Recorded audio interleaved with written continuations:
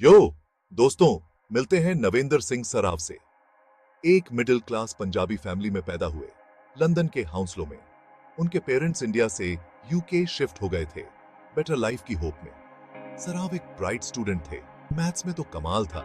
University of Brunel से computer science में degree ली। Simple सा लड़का, कोई एक्स्ट्रा ऑर्डिनरी बात नहीं। बट डेस्टिनी को कुछ और ही मंजूर था।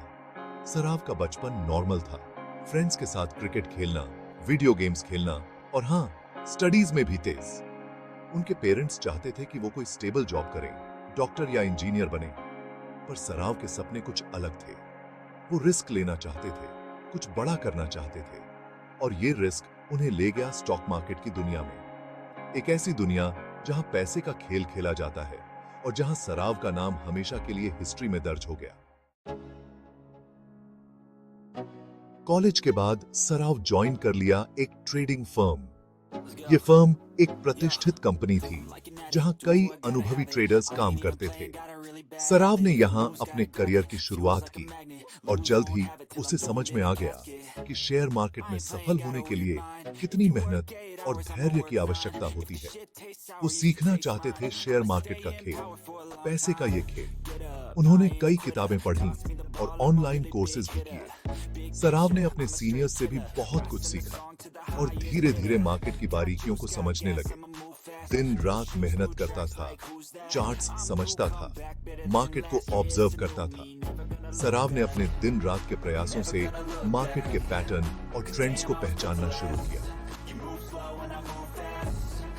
वो देर रात तक काम करता और हर छोटे बड़े मूवमेंट को नोट करता। जल्द ही उसने अपनी एक स्ट्रेटजी डेवलप कर ली। ये स्ट्रेटजी उसके अनुभव और गहन अध्ययन का परिणाम थी। उसने अपने नोट्स और ऑब्जर्वेशंस को मिलाकर एक ऐसी योजना बनाई जिससे वो मार्केट में अपनी पकड़ मजबूत कर सके। एक ऐसी स्ट्रेटजी जिससे वो मार्केट को मैनिपुलेट कर सकता था और करोड़ों कमा सकता था। सराव ने अपनी स्ट्रेटजी को कई बार टेस्ट किया और हर बार उसे सफलता मिली। उसने देखा कि उसकी योजना काम कर रही है और इससे उसे बहुत आत्मविश्वास मिला। सराव ने ट्रेडिंग शुरू की फ्यूचर्स कॉन्ट्रैक्ट्स में।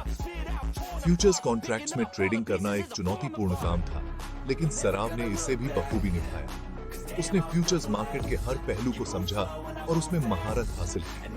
ये कॉन्ट्रैक्ट्स होते हैं फ्यूचर में किसी प्राइस पर कोई एसेट बाय या सेल करने के लिए।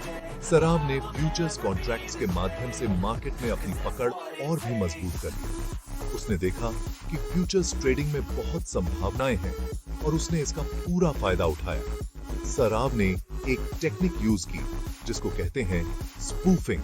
स्पूफिंग एक ऐसी तकनीक थी जिससे मार्केट में भ्रम पैदा किया जा सकता था। सराव ने इस तकनीक को बारीकी से समझा और इसे अपने फायदे के लिए इस्तेमाल किया। इसमें वो बड़े बड़े ऑर्डर्स प्लेस करता था मार्केट में, जिससे ये दिखा सके कि किसी शेयर की डिमांड ज्यादा है या कम। सराव ने बड़े बड़े ऑर्डर्स प्लेस करके मार्केट में हलचल मचाई। इससे दूसरे ट्रेडर्स को लगा कि किसी शेयर की डिमांड बहुत ज्यादा है और उन्होंने भी उस शेयर को खरीदना शुरू कर दिया। जब शेयर का प्राइस उसके हिसाब से मूव करता था तो वो अपना ऑर्डर कैंसिल कर देता था और प्रॉफिट बुक कर लेता था।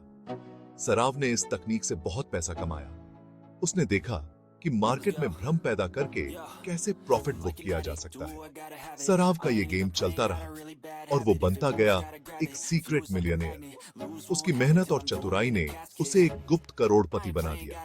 सराव ने अपने इस सफर में कई चुनौतियों का सामना किया, लेकिन उसने कभी हार नहीं मानी। उसकी कहानी एक प्रेरणा है उन सभी के लिए जो शेयर मार्केट में सफल होना चाहते हैं। 6 मई 2010 एक ऐसी डेट जो वॉल स्ट्रीट कभी नहीं भूलेगा। इस दिन ने फाइनेंशियल वर्ल्ड को हिलाकर रख दिया। मार्केट ओपन हुआ और सब कुछ नॉर्मल था। ट्रेडर्स अपने डेस्क पर थे और फाइनेंशियल न्यूज चैनल्स पर मार्केट की शुरुआत की खबरें चल रही थीं। लेकिन कुछ ही मिनट्स में मार्केट गिरने लगा। ट्रेडर्स के चेहरों पर चिंता की लकीरें दिखने लगी। ग्राफ्स पर मार्केट की गिरावट के शुरुआती संकेत दिखने लगे और वो भी ऐसे गिरने लगा जैसे कि दुनिया खत्म हो रही हो। ट्रेडिंग फ्लोर पर अफरा तफरी मच गई। हर कोई हैरान था कि ये क्या हो रहा है। डाउ जोन्स इंडस्ट्रियल एवरेज, जो कि यूएस स्टॉक मार्केट का एक इंपॉर्टेंट इंडेक्स है, वो 1000 पॉइंट से ज्यादा गिर गया। ये गिरावट इतनी तेज थी कि किसी को समझ नहीं आ रहा था कि क्या करें। ये सब हुआ कुछ ही मिनट्स में। स्टॉक्स की कीमतें तेजी से गिरने लगीं और ट्रेडर्स बेतहाशा ट्रेडिंग करने लगे। हर कोई नुकसान से बचने की कोशिश कर रहा था। पैनिक मच गया, इन्वेस्टर्स डर गए और मार्केट क्रैश कर गया। लोग न्यूज चैनल्स पर इस क्रैश की खबरें देख रहे थे और समझने की कोशिश कर रहे थे कि आखिर हुआ क्या है। इस इवेंट को नाम दिया गया फ्लैश क्रैश ऑफ 2010।